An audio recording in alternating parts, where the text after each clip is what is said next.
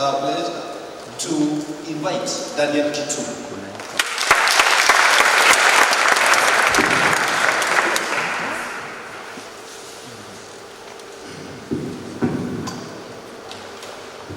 Naam, hamjambo.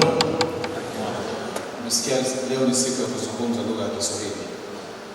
Na basi na shaka tutazungumza Kiswahili. Watu wangapi hapa wananijua katika hafla ya siku ya leo? Ama washaini hawana mahali popote? Naona ni wasomi wa wanahabari lakini hawatazami runinga, lakini sawa. Jina langu ni Dan Kituu. Tuanza tu kwa kujitambulisha, kisha nielezee safari yangu ya utangazaji, kisha safari yangu ya elimu, na zaidi nitaeleza jinsi nilipofikia mahali ambapo nimefika. Mimi ni mzaliwa wa eneo ambalo linaitwa K24, kaunti ya Lamu.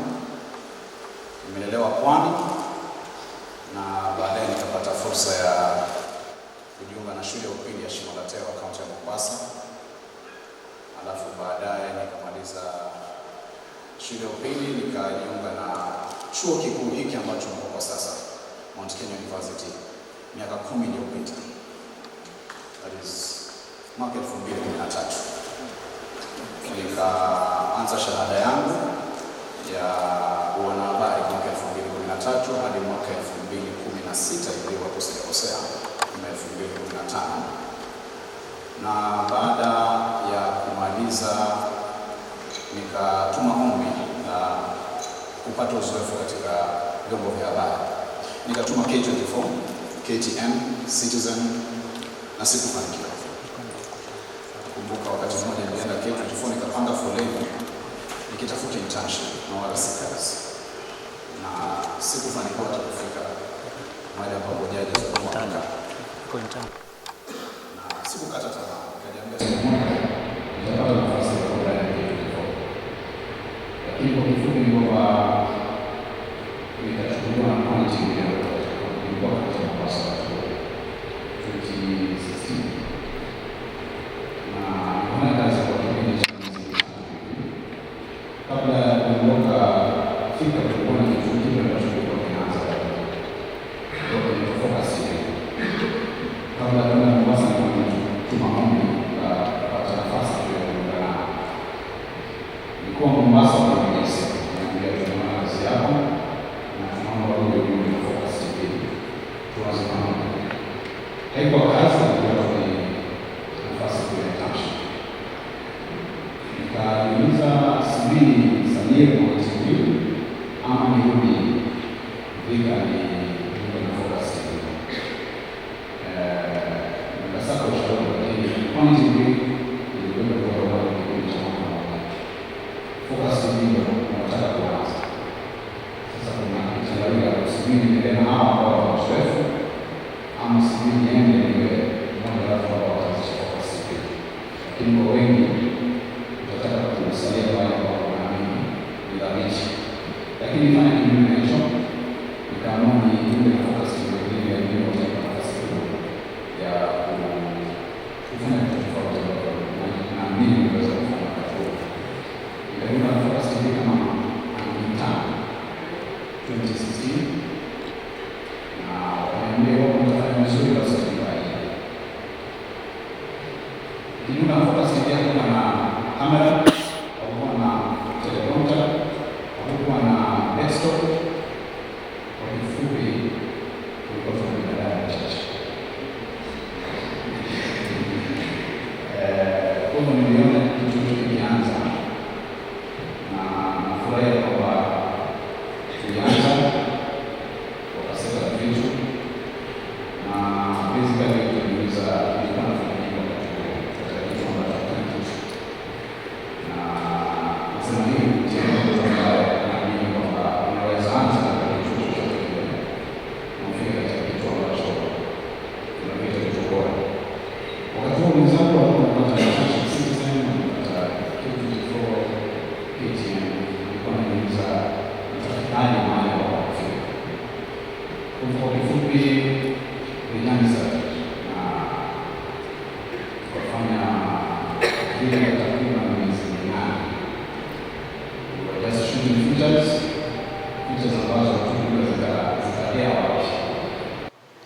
Focus TV at that time did not have a signal. So what we used to do was do feature stories, put them in hard disk, wait until the station goes on air, ili tupate nafasi sasa ya ku-broadcast. That's what happened. After a period of 8 months, Focus TV kapata signal. So tukaenda hewani. And I'm proud to say I was the first Swahili TV news anchor Focus TV kwenda hewani. Lakini haikuwa rahisi kwa ajili what happened, we were a team of around should be 8. Ulikuwa na jukumu la kuhakikisha umetafuta mbinu upate habari, hizo habari uzipackage. Ukiwezekana hizo habari tunasema kwa newsroom uziproduce, you sub your scripts and scripts za other reporters, na bado uende hewani usome taarifa saa moja. So it was quite an experience at Focus TV kwa kipindi hicho ambacho nilikuwa hapo. Basically I was a head of Swahili desk, fresh from campus. Watu ambao walikuwa hapo wengi walikuwa ni wanafunzi ambao wametoka chuoni, very fresh from campus. Tukasaidiana, tukashirikiana. So tukafanya kwa kipindi cha I think around 2 years. So after a few months wakaniambia tumependezwa na kazi yako, tutakupa ajira. Na kwa furaha ya mwanafunzi yote yule ambaye ametoka chuoni, I knew this is the greatest opportunity. I was waiting for employment na sasa nimepata employment. Kile ambacho sikujua ni kwamba napata ajira bila pesa. Sawa, kwamba ndio umepewa ajira lakini mwisho wa mwezi hakuna mshahara. Nikafanya kazi kwa miezi kadhaa.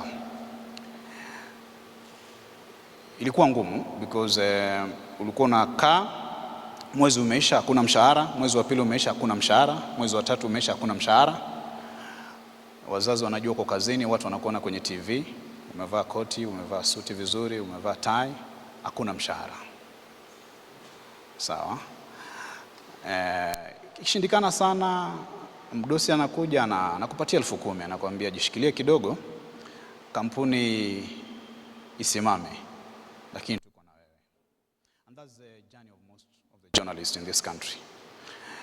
Tukafanya kazi, kwa kifupi nilikaa hapo kwa miaka 2. Lakini nikahesabu sasa miezi ambayo nilipwa miezi kama 3. In a period of 2 years, 2.5. Nikaona imekuwa changamoto, na wakati huo ikawa kituo pia hakina uwezo mkubwa wa kujisimamia. Changamoto za fedha, changamoto za kulipa watu mishahara, changamoto za kuwa dhabiti. Nikaona niendeleze masomo kidogo, kisha nitarudi katika media industry. Nikatoka Focus TV mwaka 2017 iwapo sijakosea, 2017-18. Nikaanza my master's degree at Jomo Kenyatta University. Haya yote nilikuwa nafanya si kwa ajili nataka masomo sana, but for lack of a better word, I was buying time to see whether I will get space somewhere else, nikiwa bado pengine naendelea kusoma. And in 2018, a news TV station was coming on board, Switch TV. Wakati huo ikianza ilikuwa inaitwa Cross TV. Na nimetoka shuleni, nimetoka JKUAT, nilikuwa naenda evening classes, nimerudi kwa nyumba yangu, naona kwa runinga yangu naona there is a new station, Switch TV. Wakati huo ilikuwa inaitwa Cross TV. Sasa nikawaangalia, nikaona wako vizuri. Wakati huo they were doing promos of their new shows. Lakini nilipoangalia nikaona niko mbali sana kufika kiwango hicho. They had the greatest presenters, the likes of akina Shafi Weru, walikuwa wameletwa on board, DNG, Tamima, Lea Ngare, walikuwa na majina tajika. Na walikuwa wamepoach from other media houses. So nikasema hiki ni kituo kizuri, lakini nadhani sijafika kiwango cha kuchukuliwa na kituo kama hiki. But what happened after a few days, kituo hicho nikaona kina advertise, kinasema kinatafuta mtangazaji. Kilikuwa kinataka mtangazaji ambaye anaweza fanya both English and Swahili, a news anchor. So nikasema why not try? Nikatuma maombi yangu, lakini walikuwa wamesema you don't send a CV. Walikuwa wamesema tuma ombi ukieleza why you are fit for that job. Na I remember very well, I had not updated my CV and I couldn't explain myself why I'm fit. That was a challenge. But I had demos. Zile ambazo nilikuwa nimefanya Focus TV, Pwani TV. So what I did, I went to my computer, laptop, nikakata very short demo, it was around 40 seconds, mbili, nikisoma news. And I said, I think this will be enough. Tume tu hizo mbili, if they see that can be a reason why I'm fit for that job, they'll call me. So nikatuma hizo demos mbili and my CV. I didn't explain why I'm fit for that job. And I remember well, hiyo siku, the deadline day, nikatuma email kitu saa 3 usiku baada ya kutoka chuoni JKUAT, na nikalala. After mwendo wa saa 5:30 hivi usiku nikaamka tena. Kuangalia simu yangu naona inasema email haijaenda. Wamesalia kama 15 minutes deadline ifike. Email nilikuwa badala kuandika I think .co.k nikaandika .com. So I became frustrated, nikasema sijui nilale ama I try again. So I went back and checked the email, nikaona nilikuwa nimekosea pale ambapo nafaa kutuma. So I sent again. This time it went. And after 3 days they called me. That time they were under Red Cross. Switch TV is owned by Kenya Red Cross. They called me. But this was not a job, it was just an interview. Kanambia, we have seen what you can do. Come for auditions. It was on a Saturday. Nikajikaza nikaenda. So kwa kifupi tulikuwa watu around 20 of us shortlisted, but according to what I was told, people who had applied for that job were around 3,000 people. Tulipokuwa shortlisted, the 20 of us, tukafika hapo. Then kilichonishtua zaidi ni kwamba nilikuwa naingia katika interview na watu ambao wamekuwa kwa TV industry. Sitawataja majina, lakini tulikuwa tunakutana kwa interview moja, watu ambao wametoka KTN, wengine K24 wakati huo, na baadhi NTV.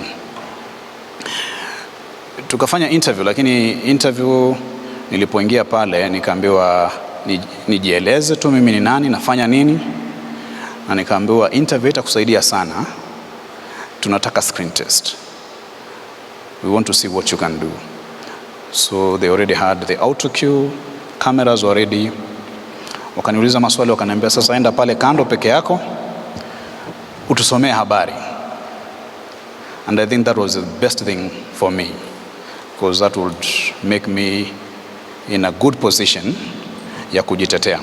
So I went did the screen test. At the same time nikienda hiyo interview nilikuwa nimebeba demos, nilikuwa nimeziweka kwa call them CDs nyingi tu, zile ambazo nikireport, nikisoma habari. So after the interview, the then managing editor akasema wow. Sasa mimi sikujua amefurahia ama anataka tu kuni encourage kwamba you are among the guys we see we can hire. Sasa nikamwambia nadhani hapa I was a bit tensed, but I have some demos. Akaniambia no, we don't need a demo. What you have done there is an enough demo. Nikashangaa sasa huyu ananipima akili ama atanipatia kazi. Kwa hivyo akaniuliza, can you do shows? Nikamwambia yes. Can you do interviews? Yes. Akaniambia all the best. I left. So after I think it was like 5 days. In fact it was on a Saturday, nilikuwa class. Kitu saa 6 nikapigwa simu. Nikaambiwa, Daniel, we are calling you from Red Cross. We have picked you to join the Swahili team. Nikaulizwa, unataka kulipwa pesa ngapi? And that was the hardest question in my life. Because one, I didn't have a background about Switch TV. Sikujua wana kiasi chao cha malipo. Na sikujua their mission. I didn't know the kind of people they're hiring. So I made it simple, nikamwambia, if you pay me whatever you are paying other anchors, I'll be okay. Akanambia, that's the answer I was looking from you, and we are going to pay you exactly what we are paying the other anchors. So that is how my journey started at Switch TV. Nikaanza Switch TV, they were starting the Swahili desk. We were only 2 of us ambao tulichukuliwa. Mimi na mwenzangu anaitwa Abula Ahmed. We stayed there for 2 years. In less than a year, Switch TV was now retrenching again. The business was not doing very well. Tukaambiwa they are going to retrench. And what they did was they fired most of the reporters. Almost half. Tukabakia almost half. Then after a while, wakasema we stayed for another few months, then kukawa na retrenchment ya pili. Now it was getting worse because I was hired as an anchor, but now the then Swahili editor was fired. We had only one Swahili editor. Kwa hivyo nikaambiwa, now you'll have to double up as an anchor editor, news editor, to take space ya the guy who was fired. So that is it. I rose from a news anchor to a news anchor editor.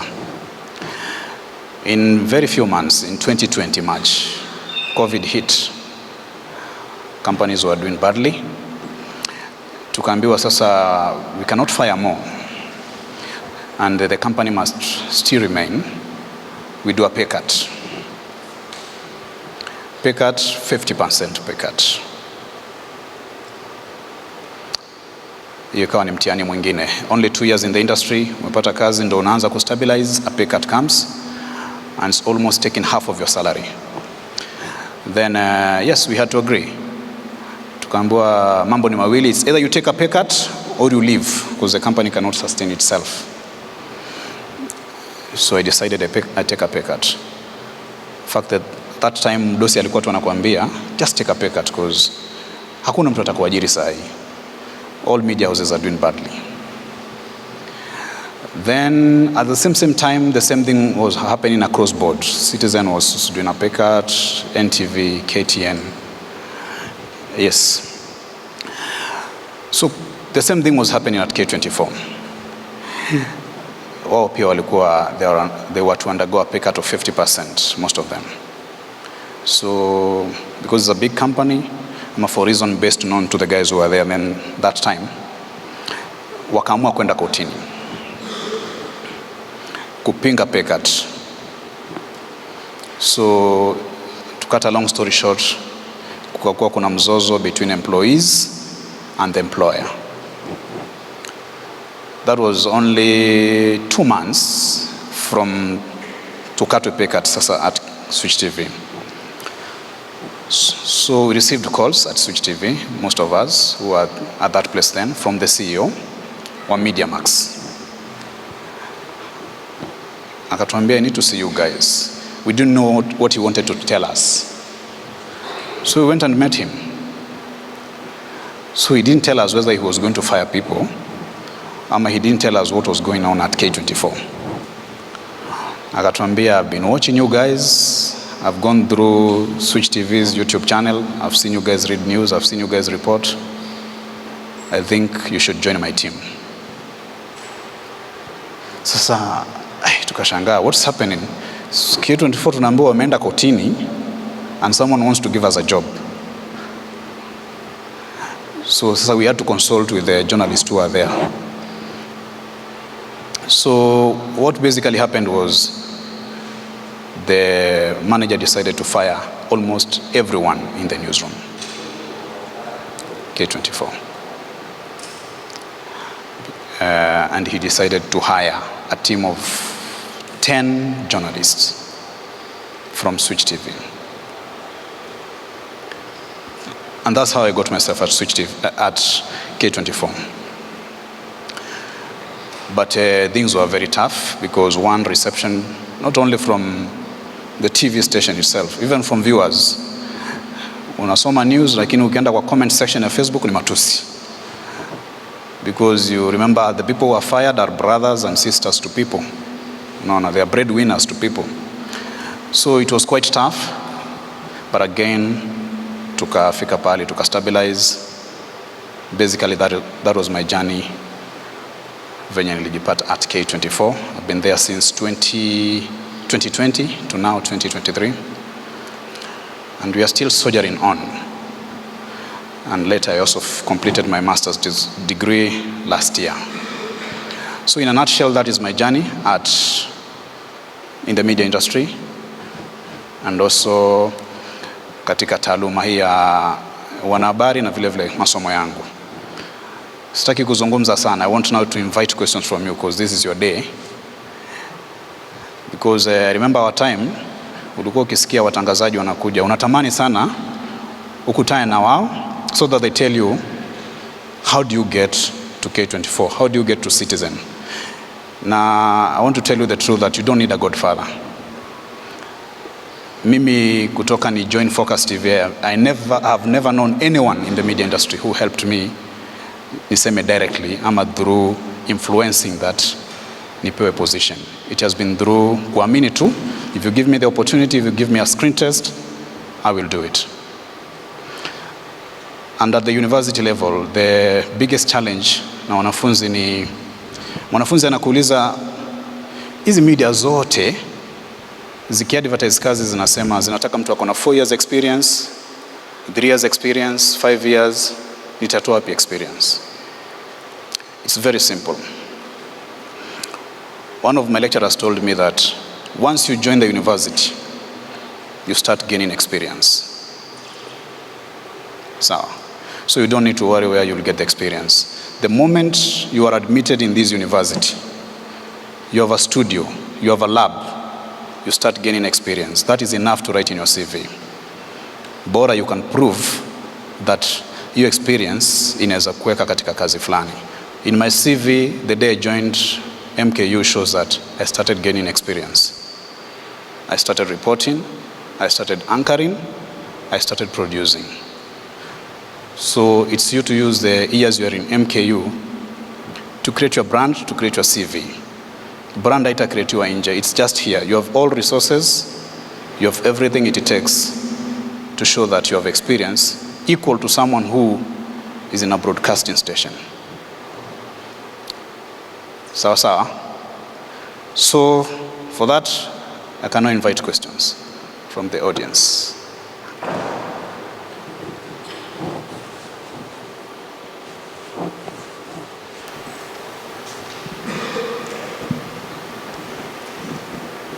Hi, my name is Maureen. I'm a first year journalism student, and I always told myself that if I ever got an opportunity to sit in a room with journalists who are working, the first question I was going to ask was, would it be possible to shadow you for a day, just so I can get the feel of what it's like to be a journalist who is working? Okay. If so, when? As I said, I know for journalists, nyote ambao mko hapa tamanio lenu kubwa ni kupata nafasi ya kukuja pengine katika chombo cha habari. So I think that kwa jini ni vigumu, we get this request from watu wengi. We can always talk to your head of department, then we plan how mnaweza kuja mkua wengi. Itakuwa rahisi, I think it will be more easy. Yes, mkuje, you have a walk in the studios, you have a talk with the other journalists. Such kind of a forum will be better kuliko kutafuta mmoja then after a time mwingine anataka pia kwenda kuona.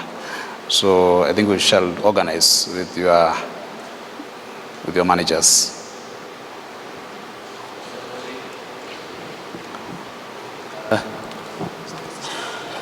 Tunaelewa kwamba kila kitu kizuri haikosi ubaya wake. Mimi kwanza naitwa Baraka Garama Giriama. Kwa hivyo swali langu ni, what are the dangers of having a good father? The dangers. The dangers of having a godfather is once the godfather does not exist, you will not exist. Kutegemea godfather ni sawa atakusaidia, but once hana uwezo wa kusaidia, then it will be hard for you. And we have seen it even in the media industry. Kuna watu ambao unajua kabisa mtu fulani ako mahali fulani because of a perception that anasukuma pengine na mdosi fulani, lakini in the industry hata wadosi wanafutwa. Sasa mdosi wako akifutwa na yeye ndo amekuwa akikutetea, what happens to you? So basically, sisemi kuwa na godfather ni makosa, but what I'm saying is you also need to be strong to showcase your talent. Swali jingine?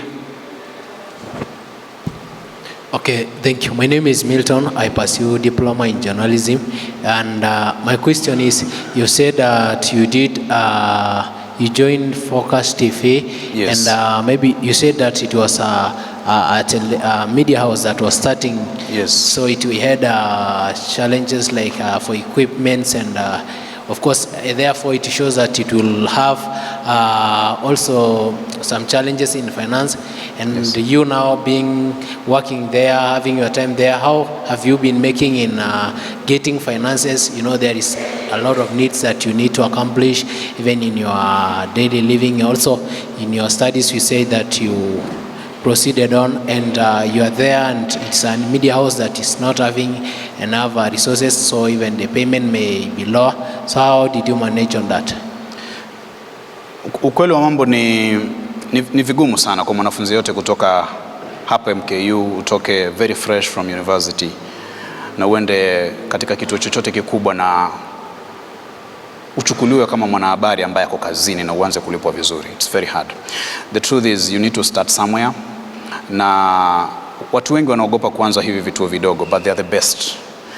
Because mimi nikichukuliwa Switch TV, nadhani kama singepitia Focus TV ningechukuliwa kama reporter. Lakini kutokana na experience ambayo nilikuwa nao Focus TV, kwamba nilikuwa nafanya kila kitu from news reading, news reporting, news production, they could believe that I could still do the same. My first employment, I think I was around 23 years. First employment, started as a news anchor, news editor. Later, that is 24 years. So kwa mtu yote ambaye pengine umeanza katika kituo kikubwa, you'll have to be there to prove yourself as an intern first. And luckily, if there's an employment opportunity, ndo upewe. But once you start at this, hivi vituo vidogo ambavyo mnaviona ni vidogo, mkiitwa internship mnaogopa, vinakupa experience ambayo hutapata katika vituo vikubwa. I can tell you for a fact, niko K24, I've seen interns come.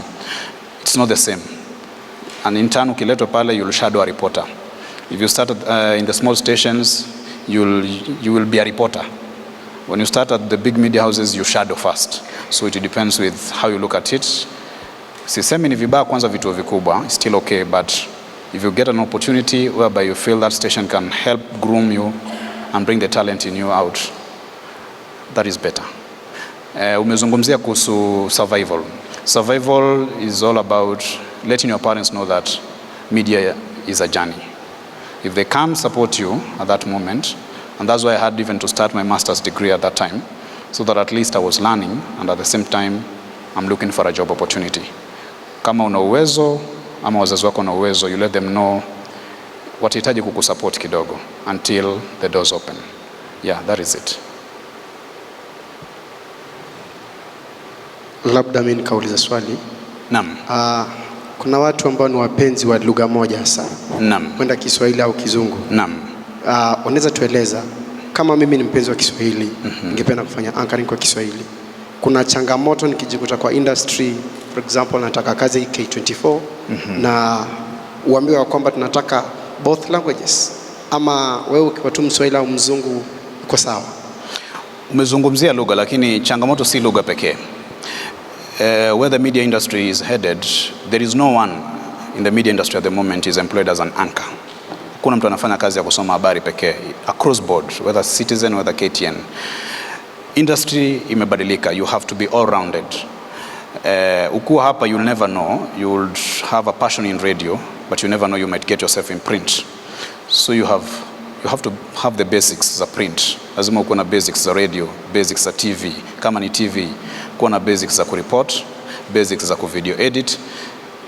Kwa ajili ukisema you are focusing on being a news anchor alone, nobody will give you that job. In fact, most of the news anchors started as reporters.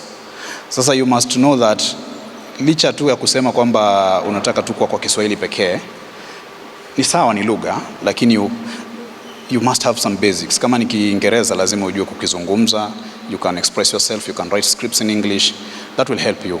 The same applies to other skills. Unaweza kuwa uko hapa lakini unatamani radio sana. Probably the first opportunity ya radio hutaipata. Probably the first opportunity itakuwa ya TV. What happens? You let the opportunity slide? No, you start with what you get first, as far as it's within the scope of what you went to school to learn. So for that question, yes, kama you feel you want to be more of a Swahili guy, work hard for it. Lakini sasa don't throw away kimombo. Kitakusaidia mahali.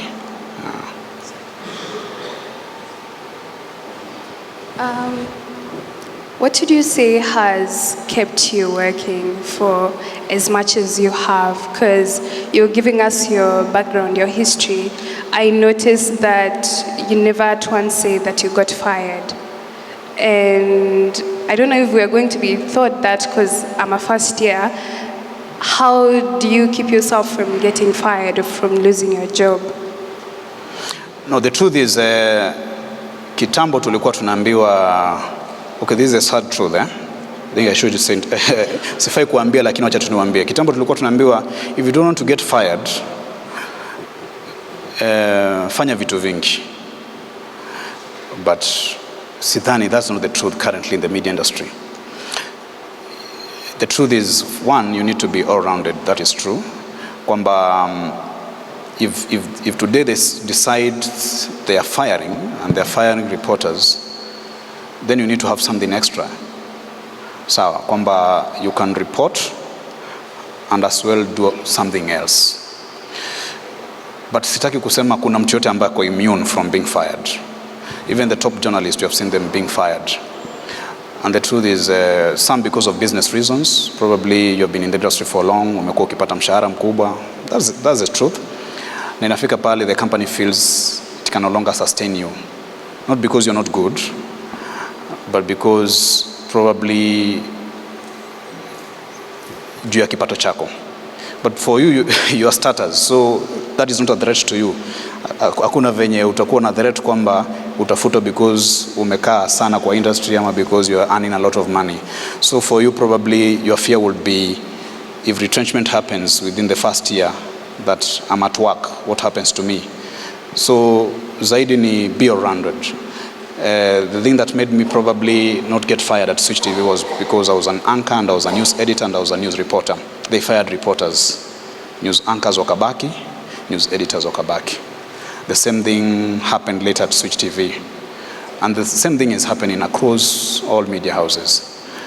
So the truth is, no one is immune, but above all, ujiamini tu. You believe that you are better than all. You'll be there. Afternoon. Jina ni Collins Wahome. Swali langu ni umeongea kuhusu Godfather. Kwa mfano nipeane mfano. Kila mtu kwa media house akikuwa Godfather atakuja na mtu, for example kama mimi nataka kutafuta internship. Nimeenda pale, alafu kuna wewe mwenye uko kwa hiyo media house, kuna watu unajua. Mtu kama mimi mwenye sina mtu wa kunililia, we have those commissions that are monitor media houses. Is there anything that is done kushughulikia kitu kama hiyo? Umenielewa? Naona mko hapo kwa Godfather sana. You believe that you need someone to be somewhere. The truth is, probably you need someone, but not as you're putting it, kwamba aende aseme sasa mpatie huyo ajira. You need, they say your network is your net worth. You need to know people, and that's why we're having these forums. So that tomorrow, probably when wameinua mikono ama wameuliza maswali, I've marked their faces. If I find you in a newsroom, umekuja ku drop your internship application, probably I'll be knowing you. But doesn't mean I'm your godfather. I can only refer you and be treated equally to the other applicants. So networking, yes, very important. Network with the guys who are in the media industry at the moment. Talk to them, know them, have their numbers, have their contacts. Let them advise you on how you can get yourself to the position they are in. But that does not mean they are your godfathers. They only help you probably give you referrals if there are such opportunities. Because the truth is, yes, katika vyombo vya habari wakati mwingi you wonder hii recruitment hufanyika aje. Unashangaa, nasikia kuna new reporters wameajiriwa K24 na sikuona waki-advertise. What media houses do is, if today you advertise tuseme you are doing open applications, you'll get a lot of applications. So they deal with referrals. Watakuja niulize, Kituu, do you know a reporter who can do politics? You know. So if I know one, I'll refer. But that does not mean atachukuliwa kazi. Unaona. So they shortlist guys depending with the guys who are referred. And that's why I'm saying you need to network so that at least unajuana na some journalists in different media houses, and at the same time ukuwe in a position whereby you can prove your talent if given an opportunity. Kwa sasa yes, mimi nitakutetea, ukuje sasa uingie kwa interview, you cannot even express yourself. Sasa mimi nitakusaidia aje hapo? I'm not a judge, I'm not the HR. Then the application process is not a one-man affair. It's a panel. So what I'm saying is, yes, network, yes, have the contacts, but again, be good. Be good and fit for that job. Again, Baraka Garama Giriama, and kuna kasumba kuwa sura ya binadamu inamata kwenye TV screens. Naam? Ni kweli? Sura ya binadamu.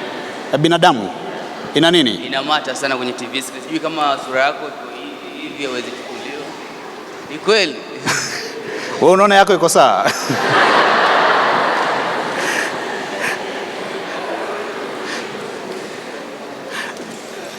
For TV, sidhani ni sura. I think we are past that. If you have watched, sitaki kusema kuna watu wana sura ambazo si za TV, but if you watch even in the international media houses, it's not all about beauty, it's not about how you look. But for TV we say there's something called presence. On-air presence is not beauty, is not handsomeness. It's about your confidence on air and how you appear on air. Sawa. For TV we call it on-air presence.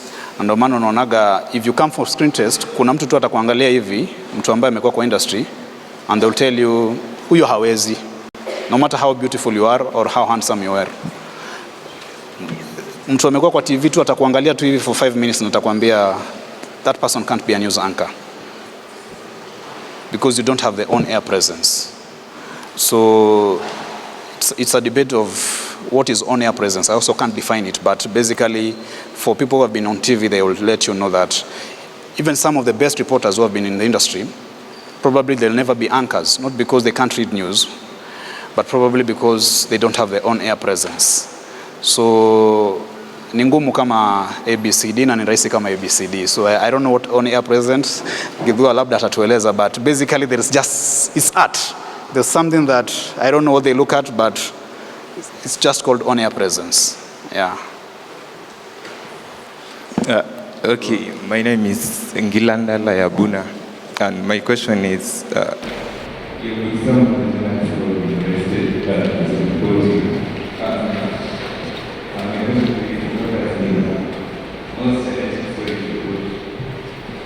Most challenging story to report. Oh, yeah. Most challenging story, yeah? Right.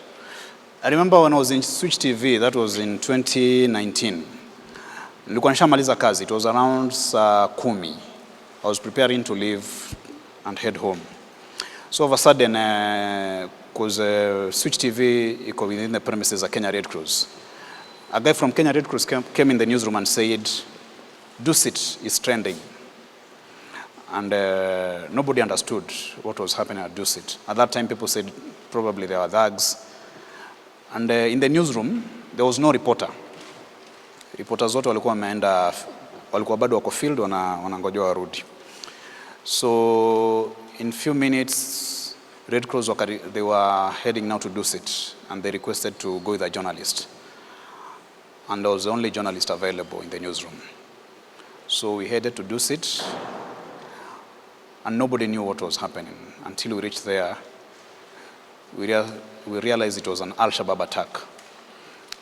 I spent there 2 nights without going home, and had not prepared to go to cover for such an event. So I think maybe that was one of the challenging moments because I was not prepared. I had not packed my clothes and I could not go home. Once ukiingia pale, do sit until the guys are done with the operation. That's when you'll be allowed out. So probably that's one of the toughest things that happened at that time. Chukua tu maswali mawili ya mwisho tafadhali. Sawa, nilikuwa nauliza naitwa Peter Mushiri. Sana nauliza nini, you have said the time you are given to ulipewa kazi mbili. Saa wali negotiate pay yako ama wewe uliona hawezi ongelea juu ya fear of being unemployed? Yes, kindly. Umesema nini, the time you are given 2 works working as, sasa umesema 3. Saa hiyo time ulikuwa unafanya moja ama mbili wakakuongezea 3, wali negotiate pay yako ama ilibaki constant ama ukongelelea? Hakukuwa na time ya kunegotiate. Ukinegotiate unafutwa. At that time you appreciate you have the job first.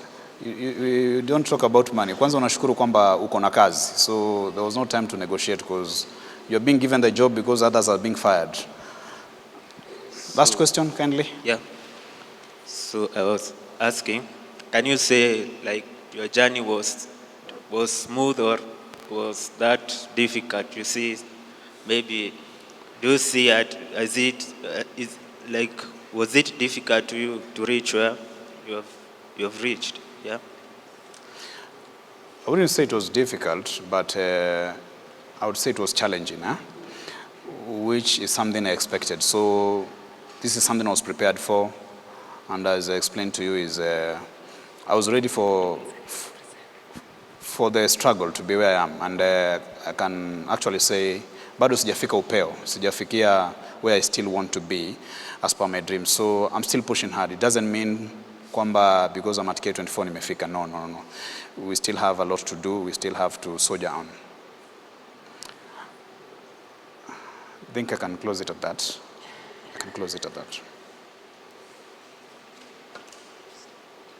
I'm done, yeah.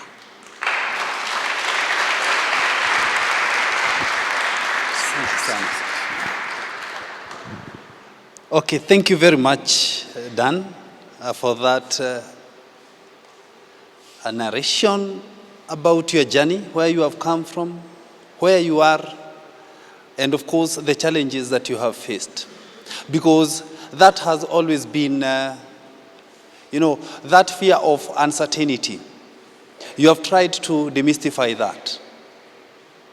Because even from the questions from the students, they are talking about how do we get in?